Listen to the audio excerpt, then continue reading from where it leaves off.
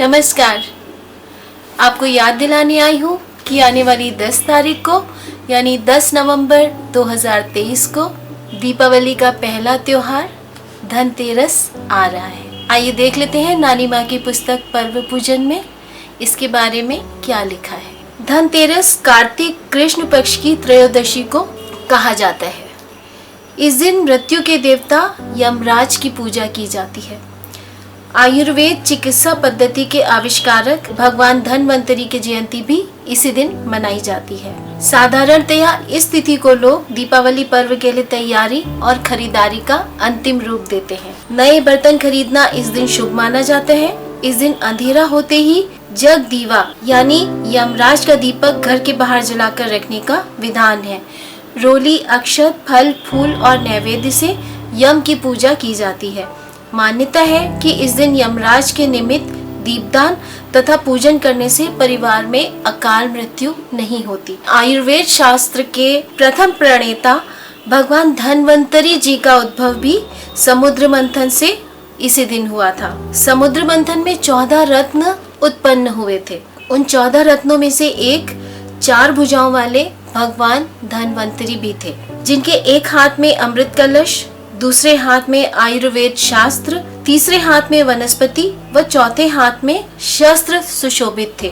भगवान धन्वंतरी को इंद्र भगवान के द्वारा ही पृथ्वीवासियों को स्वस्थ एवं निरोग रखने के लिए आयुर्वेद का ज्ञान देकर पृथ्वी पर भेजा गया था। पृथ्वी पर भगवान धन्वंतरी जी ने चिकित्सा शास्त्र के ज्ञान का प्रचार प्रसार कर पृथ्वीवासियों को स्वस्थ, हृष्ट पुष्ट तथा ओजस्वी बने रहने का मार्गदर्शन किया। अतः इस दिन भगवान धन्वंतरी के पूजन का विशेष महत्व है।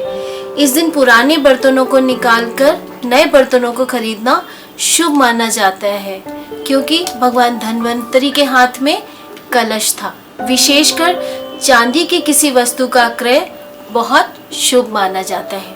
धनतेरस की कथा। यमराज की आज्ञानुसार यमदूत प्राणियों के प्राण हरते हैं। प्राण हरते समय उन्हें दुख नहीं होता। एक बार यमराज ने प्रश्न किया कि क्या प्राण हरते समय उनको दुख नहीं होता? यमदूतों ने उत्तर दिया कि महाराज, आपकी आज्ञा का पालन करते करते अब यह कार्य सामान्य लगने लगा है। परंतु उन्होंने यह भी कहा कि एक अवसर पर उनका हृदय विचलित हो गया था। यमराज के पूछने पर यमदूतों ने बताया कि हंस नामक एक राजा था, जिसके एक पुत्री थी। पड़ोस में एक और राज्य के राजा हेमा थे। राजा हेमा की पत्नी ने एक पुत्र को जन्म दिया जो कि बहुत सुंदर था।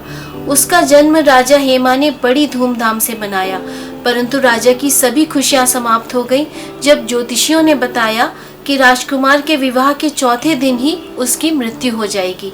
राजा हेमा ने उसकी सुरक्षा के विचार से यमुना के किनारे एक ऐसे स्थान पर उसे रखवा दिया जहां उसे स्त्रियों की परछाई भी ना देख सके। परंतु होनी कोई टाल नहीं सकता। संयोगवश एक दिन राजकुमारी यमुना के तट पर निकली और सुंदर राजकुमार को देखकर गंधर्व विवाह कर लिया। जैसा ज्योतिषियों ने बताया था, राजकुमार के विवाह के चौथे दिन ही उसकी मृत्यु हो गई। यमदूतों ने यमराज को बताया कि राजकुमार तथा राजकुमारी की जोड़ी सुंदर थी। विवाह के 4 दिन बाद ही उसकी मृत्यु पर बहुत दुखी और विचलित होने पर भी यमदूतों ने यमराज की आज्ञा का पालन किया।